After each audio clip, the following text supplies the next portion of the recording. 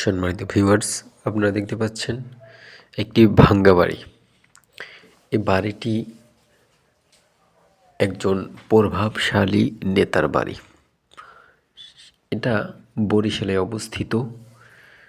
বরিশালের কালীবাড়ি রোডে এই বাড়িটি অবস্থিত।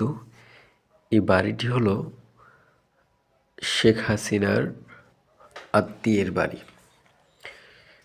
বরিশালে প্রভাবশালী নেতা সাদেক আবদুল্লাহ এর বাড়ি হলো এটি। গত দুদিন আগে এই বাড়িটি এবং সামনে গাড়ি ছিল, গাড়িগুলো পুড়িয়ে দিয়েছে এবং এই বাড়িটি ভেঙে চুরমার করে দিয়েছে।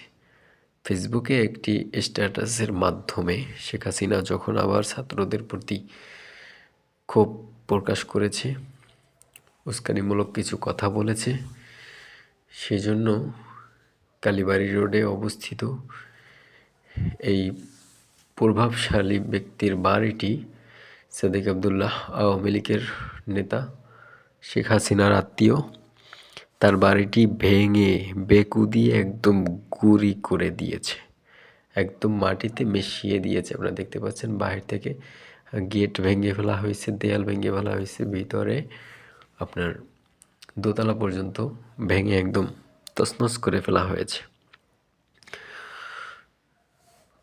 দেখে খারাপ লাগলেও অবশ্য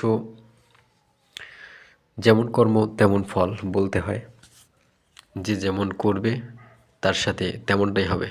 ভালো মানুষ হলে তো অবশ্য এরকম কাজটা করতো না। খারাপ মানুষ দেখেই তাকে এরকমের সাজাটা দিয়েছে এবং এই পরিস্থিতি অবলম্বন করছে, পরিস্থিতির শিকার। এটা হলো আমির হোসেন আমের বাড়ি। তো এটাও ভাঙছে, দেয়াল নাই, দেখতে পাচ্ছেন টিন দিয়ে বেড়া দেওয়া হয়েছে, দেয়াল ভেঙে ফেলা হয়েছে। রাজকীয় বাড়ি, নিচতলা কিছুটা ভাঙছে, অনেক মজবুত বাড়ি, তাই বেশি ক্ষয়ক্ষতি করতে পারে না।